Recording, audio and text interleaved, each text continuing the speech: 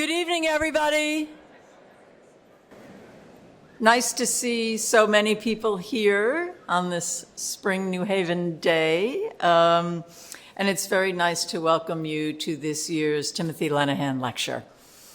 Tonight, the wonderful Ten Eyck will deliver the annual Timothy Egan Lenahan Memorial Lecture, an endowed series funded by family and friends of Timothy Lenahan, who was Yale College class of 1980 and the Yale School of Architecture class of 1984.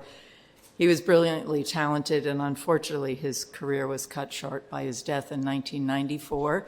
And I'd like to welcome the members of the Lenahan family who are with us tonight. We missed you over the few years of COVID, but this is a very special evening always in the history of the school, so it's good to have you guys back.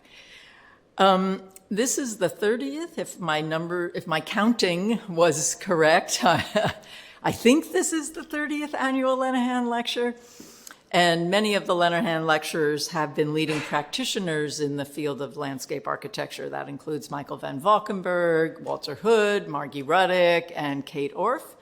We've also had some historians and theorists like Witold Rybinski and Alessandra Ponte, and educator practitioners such as Charles Waldheim of the GSD and the Boston-based landscape architect and former RISD Landscape Architecture Department head, Mik-Young Kim. It's great to add Ten Eyck to that list of accomplished landscape architects. So it says on the website Ten Eyck, and she is a landscape architect based in Austin, Texas. Her firm, Ten Eyck Landscape Architects, has long focused on the demands and responsibilities of the landscape in desert environments, including indigenous plantings, native ecologies, water conservation, and the use of local materials. I've known Christy for a number of years, so I call her Christy. And I think it's okay if everybody else does too. Yeah, okay, good. Christy received her Bachelor of Landscape Architecture from Texas Tech University, and she became a fellow of the American Society of Landscape Architects in 2003. She's a registered landscape architect in Arizona, Oklahoma, New Mexico, and Texas. She's lectured frequently all over the country, including at Stanford University, the University of Texas at Austin, the University of Arizona, Arizona State University, the Urban Land Institute, someplace up in Washington State, I can't even read my own notes here, and the Australian Institute of Landscape Architects. Her work has also been widely published in books on the Southwest landscape and in magazines as diverse as Landscape Architecture, Martha Stewart Living, that's already diverse, Mountain Living, Vogue, Sunset Magazine, Texas Architect, the New York Times, and the Wall Street Journal. She and her firm have won numerous design awards, including the United States Senate Congressional Commendation for Historic Preservation, the National Trust for Historic Preservation Landscape Architecture Award, the Cities Alive Award of Excellence, the Arizona Forward Environmental Excellence Award, and the U.S. Army Corps of Engineers Chief of Engineers Award of Excellence. I don't think I've ever read that aloud before. And these are all in addition to numerous national and state chapter awards from the American Society of Landscape Architects. So please join me in welcoming Ten Eyck for her lecture, The Memory of Water.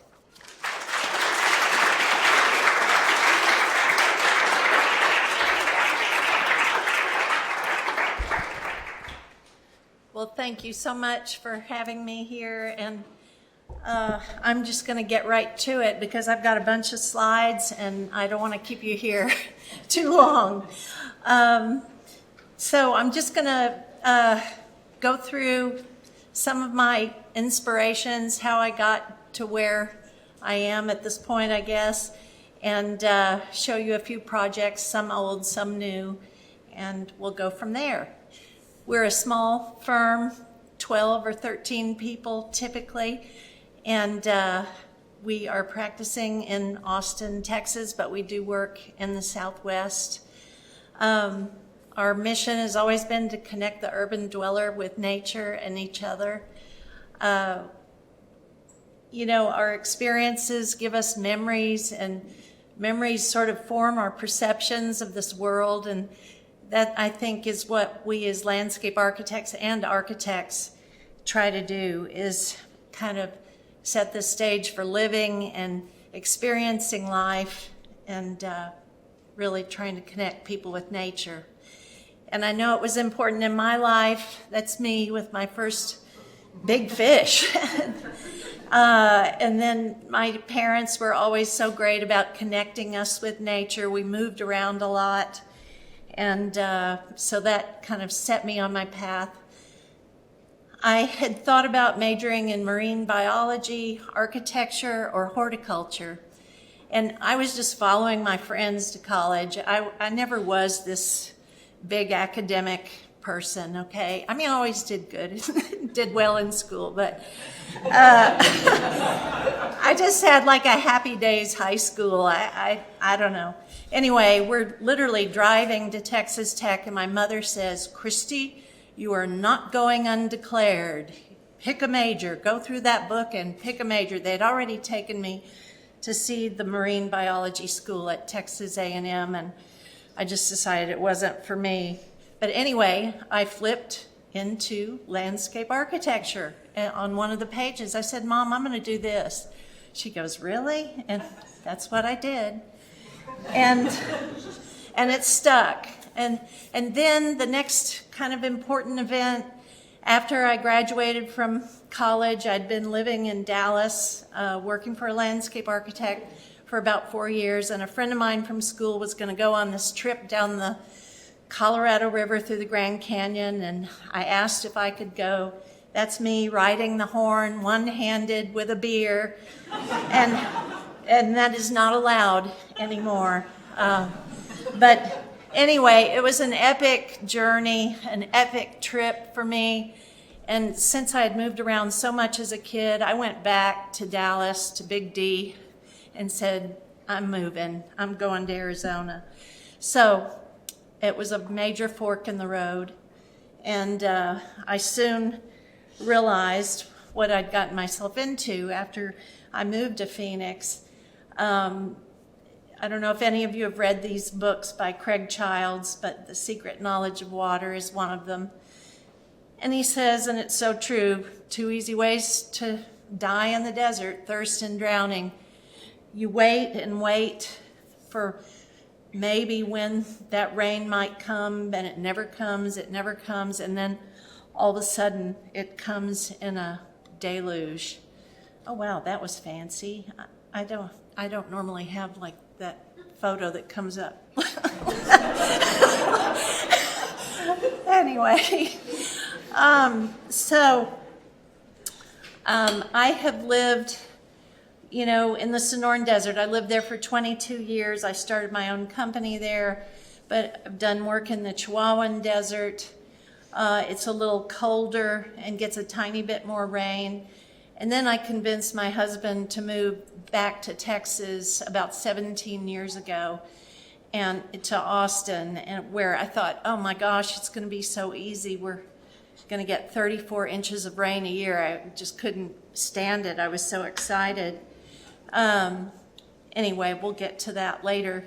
But I'm just going to kind of tell you some of the inspirations for our work. I mean, one of the things that I always attracted me in the desert were the arroyos. It was where all the bigger trees grew, and the fragrances, the plant material was so beautiful. That's influenced our work. This is just a quickie shot of a before and after of the Arizona ASU Polytechnic campus that we did with Lake Plato architects, where we took an old Air Force Base road that used to flood and dug it out. I mean, I'm basically a ditch digger. And I try to urge that water through and get it to settle in and nourish the native plant material. But we finally made that campus a place where people actually wanted to come to school versus an old Air Force base. But shortly, when we moved to Austin in 2007, it did nothing but rain. And we got flood. And then by 2011, we were in the midst of major drought. The one reservoir where we get our drinking water was 50 feet low. And it was definitely, it was like fire and brimstone. It was just like I couldn't believe it. It felt even hotter than Phoenix.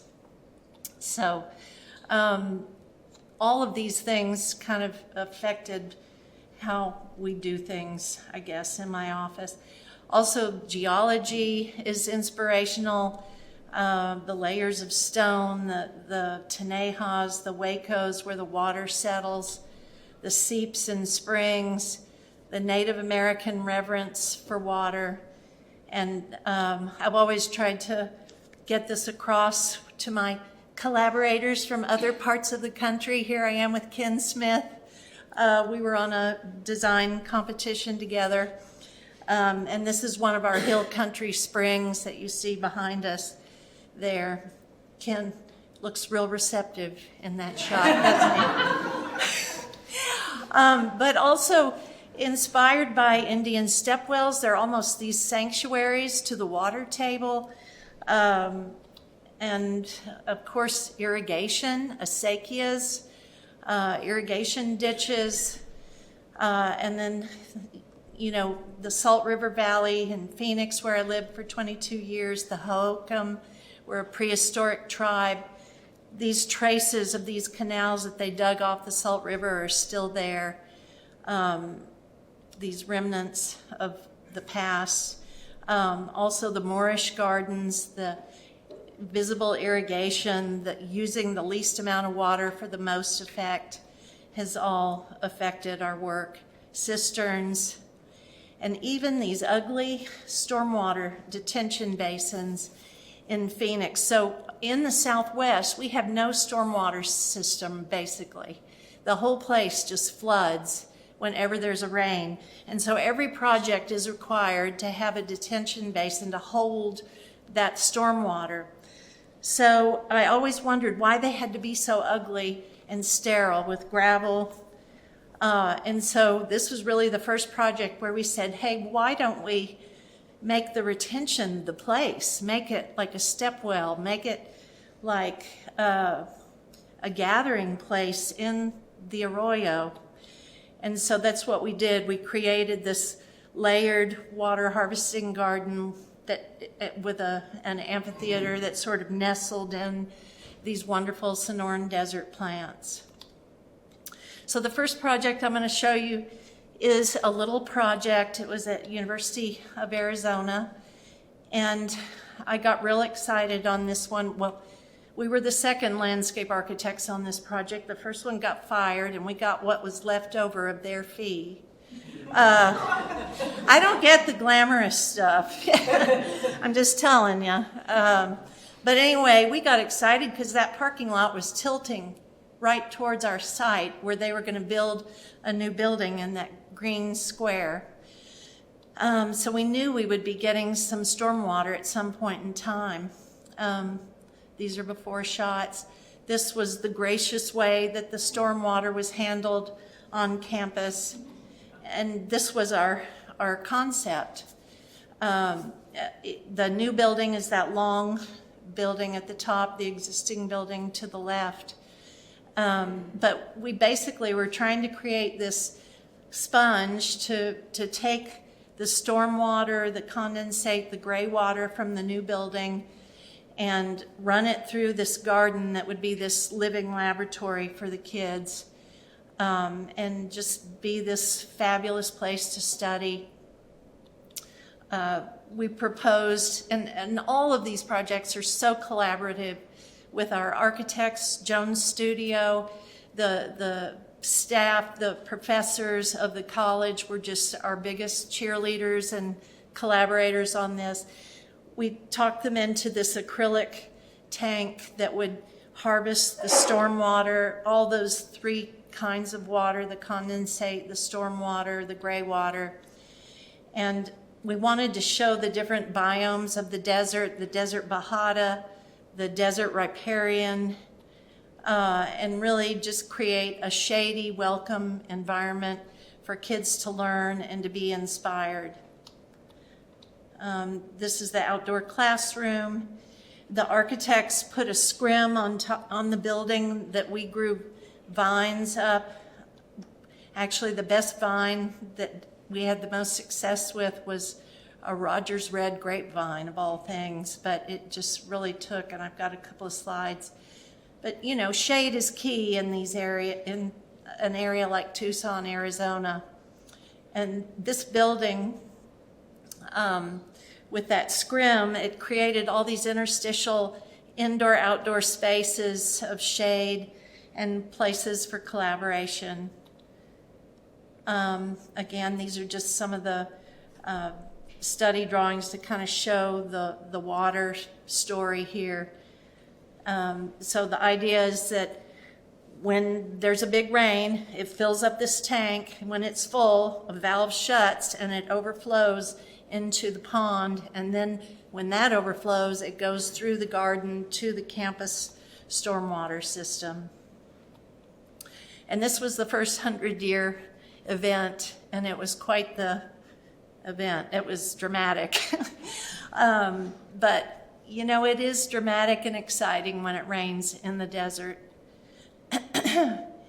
And so I love this project just because I just try to think about cities and how if every building in downtowns, you know, had this relationship with water and landscape and outdoor gathering space, how different our downtowns could be. This is in the middle. I mean, there is a 6-lane arterial road on one side of the new building, and then urban campus everywhere else.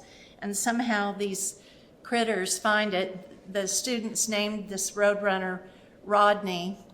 Unfortunately, Rodney was killed by the feral cats that the photography students fed. But anyway, and even one day, somebody looked down there by the pond, and these 2 little javelina were nestled in the habitat there. So it's good for wildlife and people. They love that space. Another project is the Capri in Marfa, Texas. Our client bought this old adobe building and wanted to turn it into a community event space and beer garden and restaurant. It was an old military base of some kind, but it was all asphalt parking lot. And again, on this one, there was a sort of a town ephemeral creek on one side, and you could see a stain in the parking lot where the water would come off of Highway 90 through the site. So we proposed to create this beer garden around this swale, this tributary that we were creating to connect to the main creek, and then more organized outdoor spaces for the restaurant and special events and special dinner parties and things. And that's kind of the water idea. Half the roof we harvest passively on the north side of the building. The other half harvests into a rainwater fountain, then disperses into the little orchard that we planted. Lake Plato was the architect on this building. They did that structure, porte-cochere there. But you can see that we have a bioswale harvesting that water off the roof. They're quite a huge roof, and they can get some major rains. But just planted Chihuahuan desert plants and grasses, bridging to the building. And then this was a before picture. You can kind of see where the water used to run through that asphalt, but we dug it and made it this sort of Marfa grassland with these little islands with fire pits that surround that swale that eventually goes into the town ephemeral creek. And one thing we've noticed is how much little kids love this landscape. It's wild. There's no swings. There's nothing like that, but they love chasing and hiding and running. And it's actually become sort of an inspiration for some other kids play that we've been working on. These guys like it too.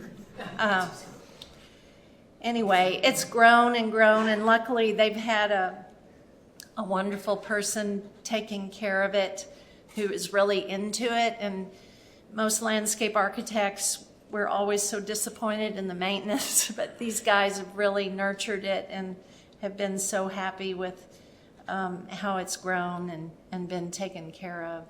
Just a before and an after, and you see the rain fountain there. It's a recirculating trough, but in a rain event, it spills in from the gutter into the rain fountain and then passively works through the orchard to the town creek. We used these gabion walls to kind of define space and kind of warm up and define these courtyards. So this next one is a project in El Paso, and this is a campus right on the edge. You can literally see Juarez from this campus, and this was in I think the 30s when this photo was taken. Originally, it was just in this raw Chihuahuan desert, and the dean, one of the dean's wives, they were trying to brainstorm on what should the theme of this campus be, and the dean's wife said, "Honey, I know," and she held up a National Geographic, "a Bhutanese village. This reminds me of Bhutan." And so they went with it and had they had Henry Trost do the first 4 buildings. But one of the things that's so crazy is there's this huge arroyo that goes right through the campus. So you see UTEP in orange, that green is coming from the Franklin Mountains. And as it comes through the campus, they have used and abused this arroyo. They've made it go under buildings. They've made it, very confined. And meanwhile, the campus has gotten bigger and more Bhutanese.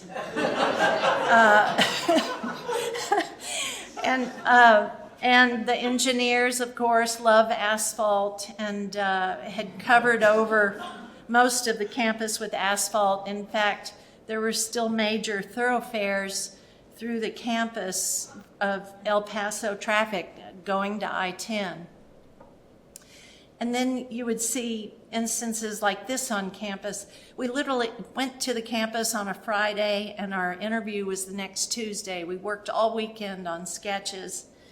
But anyway, these were some of the initial photos we took, and we just were so amazed at how the mountain sort of burped up from the ground in places. You knew it was under there, under all that asphalt and behind some of these walls. So it was just really fun to think about, and seeing these historic photos, we could kind of see how these old arroyos ran through the campus. So we went to the interview with sketches, very crude. We just took photos and sketched over them and just put it all out there.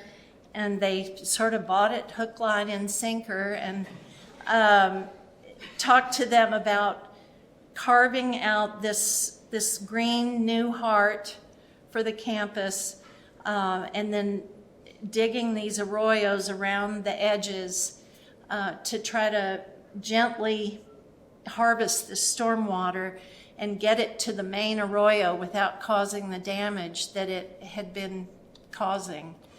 And it was a major grading challenge. There was like 55 feet of change in grade on the campus, and it was up to us to bring it up to Americans with Disabilities Act. And anyway, we always work very hand in hand with the civil engineers, but typically we do the concept of how we want it to be. And then actually, this is where it's always sort of landscape architects and civils, we'd really rather just show all the grading on our plans. And sometimes that's really what we do, and just have them transfer it to their drawings. it's something, if you don't deal with that all the time, they don't like that on projects. They want to look at one drawing and get all the grades on that drawing, and they don't want two people to have them. But anyway, we looked on this project for all the infiltration basins that we could get. So the idea, again, is to create a sponge for this water so that it doesn't go flying off hardscapes into that one remaining arroyo, and that we're slowing it down so it can nurture the new Chihuahuan desert planting. So that's kind of a before and after. Right after it was planted, you can see the arroyo off to the left and to the right there. This is a before photo.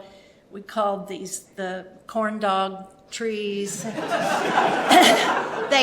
They didn't have any plants that would actually move in the wind. Anyway, that's an after. But this was just a very satisfying project because these kids, many of them are from Juarez, many of them are from families that have an annual income of $20,000 or less, and to give them a heart to their campus, a place where they can recreate and watch movies and all that is just super fun. And this is a before picture of university. This was a main access to I-10 through campus, and then we changed it to a campus mall. Certainly, emergency vehicles can still come through the malls, but they've really done a good job of not letting vehicles through there. And then this is one of our main bridges that goes across the main arroyo. And just to think of these little kids that never get rain, and then some days, though, when they do, they're walking to class over bridges of burbling water. And I love this shot. I found this on the internet. but he's taking a photo of himself, in the rain, and they're just smiling, and they're probably smelling the fragrances of all these incredible plants. And anyway, it was just a fun project. This is after it's grown a few years. But you can see it's a real gathering place for this campus, and not only for the campus, for El Paso, for the community. If you go there at night, there are many families that go there at night and play. It's a real gathering spot. And again, what we did was we really cut into the hill, and we excavated all of this andesite to build the sides up. And that's after, obviously, and before and after. And then, so we cut in and created an amphitheater on the high end, and then let it be flush with grade on the low end. Before and after. It's always fun to take out asphalt. It's like my favorite thing.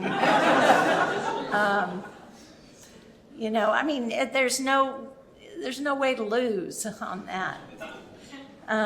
But again, this is what I call the memory of water, the arroyos, the ephemeral nature of the water in the desert is the memory and the hope that one day it will flow through there. And we actually got them to do fire pits on this campus, which was cool. This is another project, and am I doing okay on time? Okay. I don't want to keep anybody here.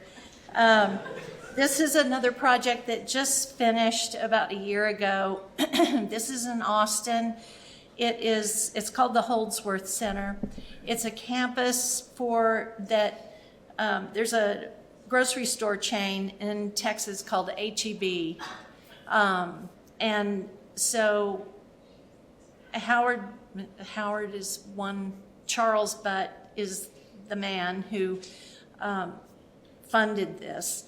And it's a place to bring public educators and administrators of public schools to try to inspire them, to get them connected with nature and to bring thought leaders from all over the world on best practices for teaching.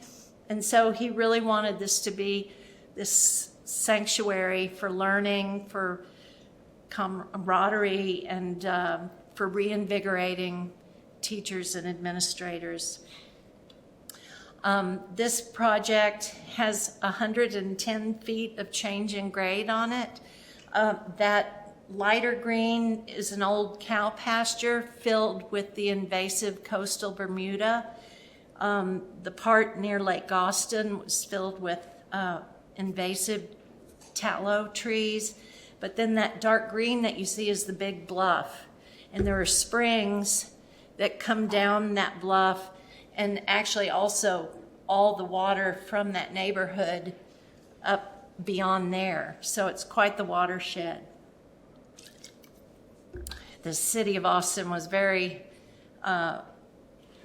engaged in this project. We had a lot of regulations we had to adhere to clean the water before it goes in Lake Austin. But what typically grows on those bluffs is juniper oak woodland. Then we had a floodplain existing forest where we saved all those trees, huge pecans, sycamore, that kind of thing. Like I said, the coastal Bermuda. Right up against the lake were some wonderful bald cypresses. This is a shot of one of the seeps that come down that bluff into the project. But the idea was really to connect the floodplain forests and restore it and really create this series of rain gardens with these paths and trails and gathering spaces that meander through the whole thing. So we do a lot of work with Lake Flato. They're just wonderful collaborators, and they care about the landscape like we do. So it's always rewarding to work with them, and there's lots of other architects too. But anyway, this just shows kind of the dorm buildings, or the buildings on the, I don't know, is this opposite of what my direction is? On the left, I guess, your left, my right. And then the active spaces in the center where they go for all the seminars and everything.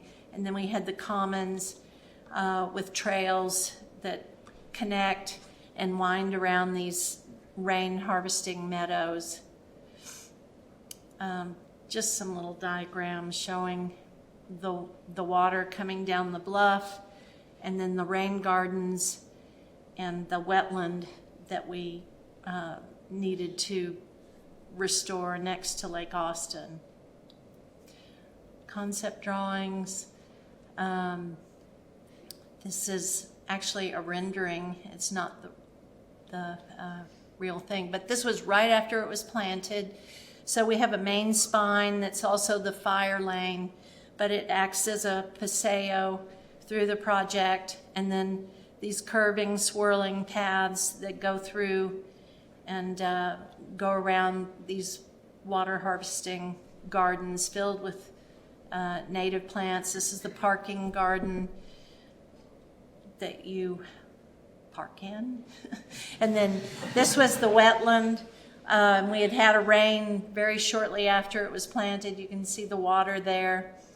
And then these are just some as it starts to grow. This is at the front entry drop-off, and it harvests water from the parking lots and some of the roofs off the entry building. And then as it grows, it's really filling in.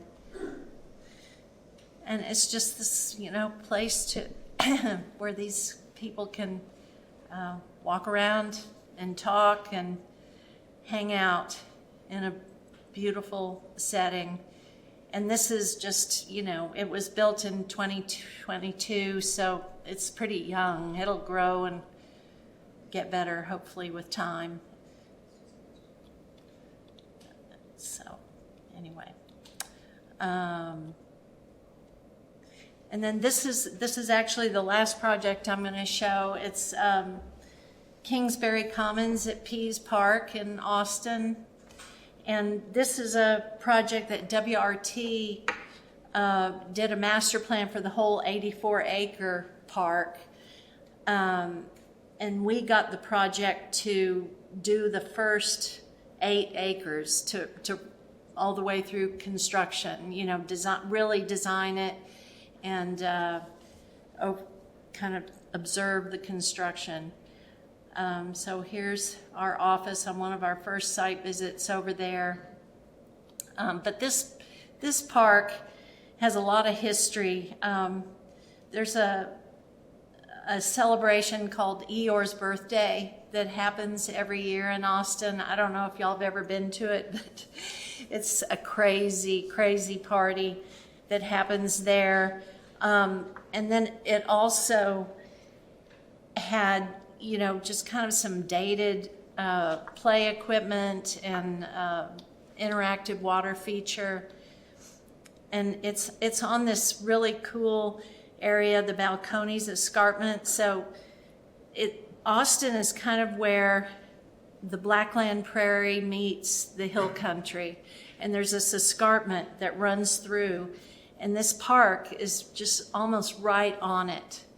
And so there is a bluff, there's a woodland that slopes down to our piece that we were working on that has all kinds of springs in it. And it also floods. And it's got quite the history. The Tonkawas were probably the first inhabitants of this area. Custer brought his gang there.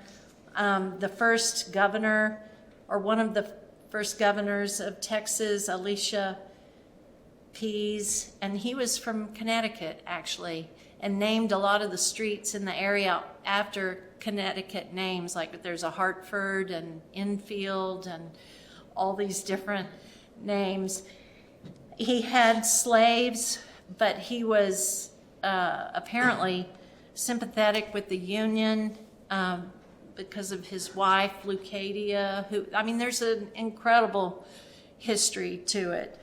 But they donated the first 23 acres as a park to the city back in the 1800s. This just shows you kind of the site and the floodplain. So the whole park site is basically in a major watershed and floodplain. And the park is very linear. And why that's important is because this is sort of the recreational heart of the park. There's lots of trails that keep going north. Again, it's 84 acres, but it's super long. It goes all the way down to Lady Bird Lake and all the way, way up north.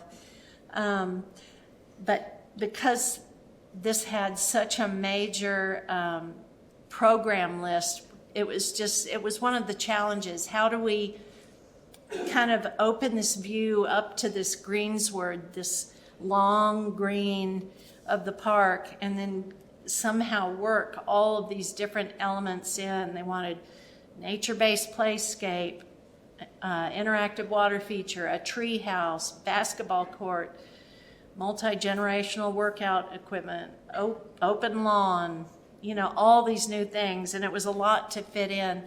Plus there was a lot of some historic structures that needed to be saved. This was the view when you first came down the street to the park. It was totally cluttered with this equipment building of the interactive water feature with these plastic flowers. And it just totally didn't make the park feel like a great place.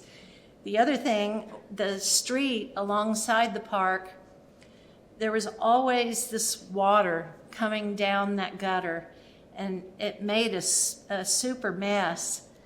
And the original head of the conservancy brought that to our attention just said, there must be a spring up there. And so we all investigated it. And sure enough, it seemed like it was a spring because it always runs. It never stops. And so we immediately, with some of our first sketches, started trying to figure out, well, how could we get that water to come into the park instead of, sort of unceremoniously going down the gutter into the storm sewer. And so we started playing with that and also just trying to figure out how to get all these program elements into this space. And we played with this idea of this sort of ribbon wall that ran and connected all the various parts together. I think originally when we kind of were thinking about that, we were thinking that would be a cool place to kind of speak to some of the history of the park, but the interpretive planners didn't like that idea, so they're doing a major interpretive plan for the whole 84 acres, but we still got the ribbon, and they've actually chose to do the donor names on top, engraved into the stone. But it is a unifying element that gives people a place to sit and watch their kids, and kids love to walk on it. But you can see that, it's a lot of activity in one space. There was an existing building, that little rectangle, the Tudor cottage, that we designed a new terrace off of, that the park rents out. People get married there all the time. Interactive water feature, the spring that wraps around Tudor Cottage. And one of the cool things about, we were the prime landscape architect on the project, so we got to choose our team, and so we handpicked architects to work with on this project, and we picked Mel Lawrence to do the treehouse. This was one of his first sketches, and it's really become this iconic element for the park. We played around with various schemes on where to put it. We were going to put it near the play area, but then we found out that if we did that, it had to meet all kinds of intense play codes that would just make it almost impossible. So then we decided to move it and call it an observation tree house. So it's kind of semantics, but anyway, it seemed to pass the codes. We didn't have to worry as much if it were separated from the play area. So that's what we did. We knew we wanted to enter it from the hillside so that it would be ADA accessible. So you come up a ramp along the hillside and in. But I'll just show you all some photos of it. So this is, you can see the stone band that starts at the spring up by the Tudor cottage and the terrace, the new terrace. It winds around and steps down and into the play area by Nature Play and the interactive water feature. It kind of separates the basketball area, which is more big kid, from the little kid play. These were some early renderings of the new entry into the park. It was real important to get those views, those long views, and not have it cluttered up. The other architect we worked with was Clayton Corte, and they did the restroom buildings and tucked them into the hillside. And they're just super nice little buildings. I just think they did such a wonderful job. And then we did a little stone amphitheater. And then the treehouse becomes this sort of mysterious element along the trail. And these are just some photos after it was built. The Tudor Terrace. And they have musicians up here. They have weddings, parties. The spring, you can kind of see it in the background there. So we got the water from the street through a pipe, and it daylights into the spring element, and then we planted it with riparian grasses. That's where our stone ribbon begins. The spring tumbles on down the hillside there. That's the terrace that's elevated. And then there's kind of a visual connection of the spring with the interactive water feature. And I know these interactive water features, they're everywhere and they're kind of boring and all that, but these kids just love them. And we really wanted to try to tell the story of the geology of the hill country, about what's happening. And, you know, under Austin or under the Edwards Plateau is all of this Swiss cheese limestone. And you'll be walking after a rain out there and you can hear it almost being sucked into the ground. It's amazing. And so we thought, well, what if we drained the whole interactive water feature into this place where kids can rearrange rocks, and we'd have this karst limestone, and it would kind of tell the story of the geology. We have water that comes out from under the stone ribbon there. You know, that's their favorite part of the whole thing, playing in that. But this place is a mob scene in the summer. But again, just, you know, it's a challenge fitting all these things in together and weaving it all together. And of course, any of these projects, public projects, you've just got to be a collaborator. You're working with people. You got to have people skills, and there's ups and downs to it. You're working with the city of Austin, who they've got their particulars, and then there's the Conservancy, the Peace Park Conservancy, who were great, and then of course all the designers that are involved. But I think our team worked together really well. This is our little nature play area where, you know, we take dead branches and let kids build forts and things like that. They have story time here and different little events. And we have trail maps and play areas, and that's the basketball court off to the right. But yeah, anyway, this tree house, I mean, it's all about the tree house, though. Nobody can talk about anything but the dang tree house. But it's fantastic, and everybody loves it. And you can get up there in the net and just lay and look at the trees. And eventually it's going to probably be even more enveloped in green once vines take and the trees around it grow even more. And one of the best things is that it is accessible for a little kid in a wheelchair because of being able to enter from the high side.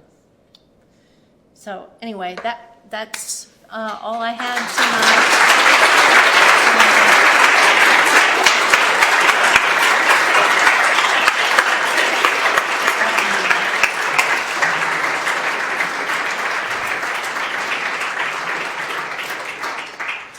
Christy said she'd happily answer some questions if there are any. There's certainly a lot of people here. It's great. Makes you all go to Texas. Okay. I see a hand there. Wait for the mic to come to you, please. Hi, thank you.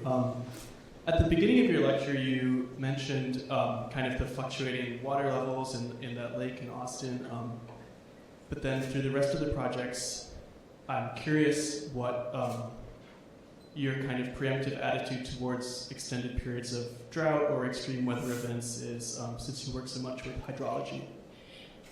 Yeah, I mean, it's just whatever we do has to be able to take drought, flood, and freeze and all extreme temperatures. I thought after Phoenix it was going to be a piece of cake being in Austin, but no, because it freezes.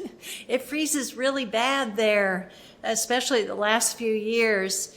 And so, we have to be happy with brown. Brown is a color too, and there's all different shades of brown. And so I've learned, of course, Phoenix helped me get into the brown.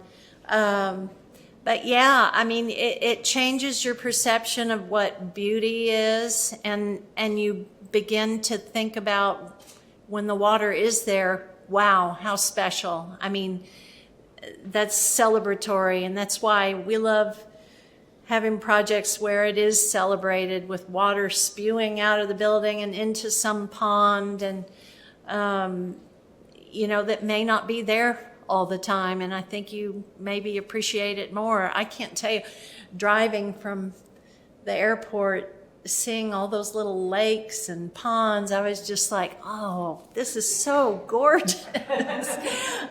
I flew into White Plains, and so came up that way. But yeah, it's got to be able to take the flood or the drought. When we're harvesting water, you've always got to have an outlet for it. So you got to be thinking downstream and just doing whatever you can to harvest every drop. And usually, honestly, the passive systems, that is to say, when you're just moving water, you're grading a project in a way so that you're harvesting it, versus all the mechanical systems of that one project I showed you with the big cisterns. Those are very difficult for most maintenance facilities people to take care of. And so anyway, I always am a fan of passive water harvesting, where you really think in a detailed way about how you're going to move every drop through the project. So I don't know. Did I answer that?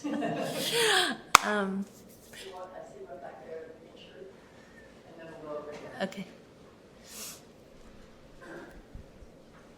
Thank you so much for the talk. Oh, sure. For most of your projects, you're working closely with an architect to develop a design, which makes the UT El Paso project seem so different in comparison. And I'm curious, kind of what changes when you're dealing with this, very idiosyncratic architecture, right? Like this, Bhutanese village that's been dropped in the middle of Texas. Right. Well, yeah, and I should have talked about it a little more, but, the Bhutanese, and believe it or not, Lake Plato was on that project too. Poor little Lake Plato only ended up with a shade structure on that job. We were the prime architect on that, the designer on that project, because it was a landscape architectural project. And but no, we were inspired by the Bhutanese, and we just studied how these buildings were so juxtaposed to nature. The main bridge that we did, we built it out of rebar, but it was based off of a grass bridge that we had seen a photo of. But that campus was totally into, and the Bhutanese, in fact, the Queen of Bhutan came for the grand opening. I mean, and they have the Bhutanese opera come. I mean, they're really.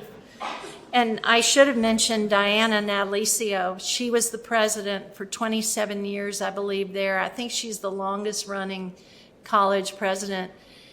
And we were so lucky. She was such our cheerleader. It's so rare to have that interaction with the president. You would never get that at UT Austin. So I prefer working for these little ugly stepsister campuses that have been neglected, and it's just super fun because the people are so appreciative, and then you get to work real closely with the president and the higher ups, which you need people like that in your camp. So it was a wonderful experience.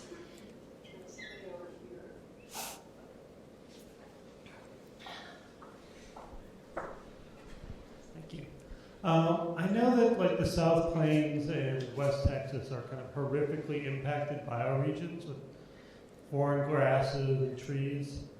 I was wondering, working in those areas, could you talk a little bit more about your plant selection and how you kind of deal with? Yeah, and that's one of the hardest things are these invasives. You know, well, first of all, the King Ranch, have you ever heard about that? How they brought in KR bluestem, this foreign grass that they thought the cows would love. Turned out the cows didn't like it, but boy, did it love Texas. It's gone everywhere. And it outcompetes the native grasses. It's a huge, nobody's figured out even how to really deal with that, especially in the central Texas area.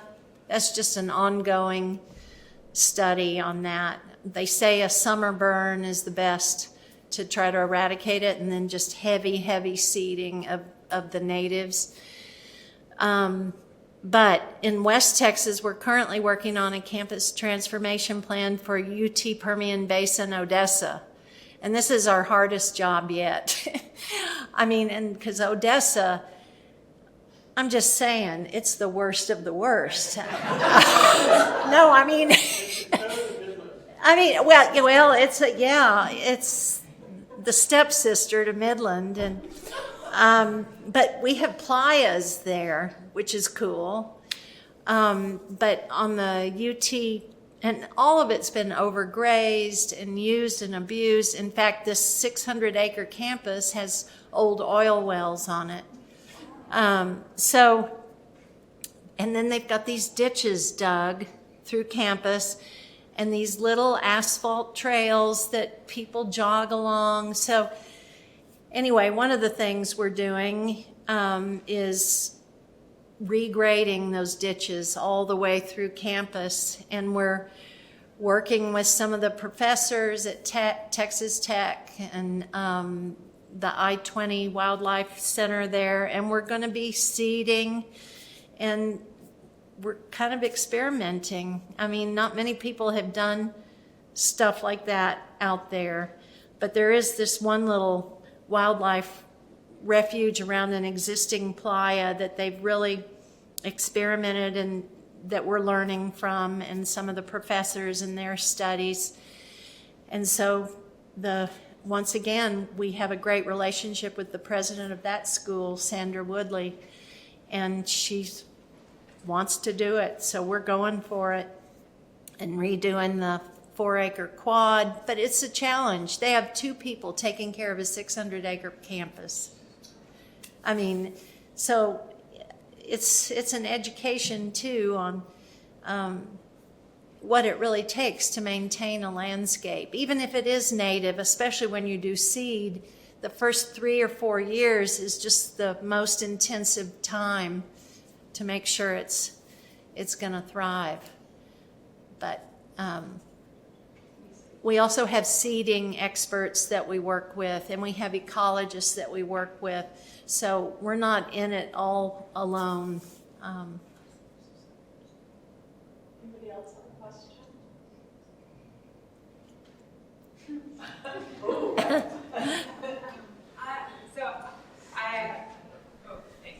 Thank you. I have for a long time admired your work on campuses and your park work, and specifically the way that you do successfully turn these asphalt realms into oases. But actually something that I have also really admired in your work, which you didn't speak about as much, is the sensitivity in your material selection. And there seems to be, you talked quite a bit about geology and understanding what's happening with the ground that, of course, controls where the water ends up going. But I'd love to hear you speak briefly, perhaps, about how you all select materials and where you source from, and a little bit about that part of your approach, Sure. which I would imagine is also interesting to the students. Yeah, I mean, we work with concrete. We don't have huge budgets for these projects. We have to squeeze every cent out of every dollar. luckily in Texas, we're sitting on limestone. So we do have that as a close resource, that it's literally quarried all around the Austin area. In West Texas, it's quarried all over. But I mean, we don't use very fancy materials, steel. We don't use much wood because it doesn't tend to last very long in the heat. So it's pretty simple what we use. It's just basic materials. And a lot of I had a photo of it, but I didn't talk about it on UTEP for that plaza coming off of the green. It looked like there was like a flagstone, but it was actually some of the demoed sidewalks that we used to create texture in that plaza in this radiating pattern off of the oval. And two, that's like the archaeology of the campus, where these little other, generations of these present students may have walked. And so anyway, we love using salvaged things. Oil pipe. I'm trying to think of what else. It's just, there's just not much to it, is I guess why I didn't talk about it, because it's just nothing fancy. Rock. On UTEP, when we cut that hill, we excavated all of this andesite, and we reused every single boulder in the arroyos and to form sort of the bowl around that green space. And so we try to use whatever we dig up. And the pipe of the spring at Pease Park was the old sewer line coming out of Tudor Cottage. It used to be a restroom building, and we got that, and then that's what spills into there. So I don't know. Not sewage, but anyway. Please join me in thanking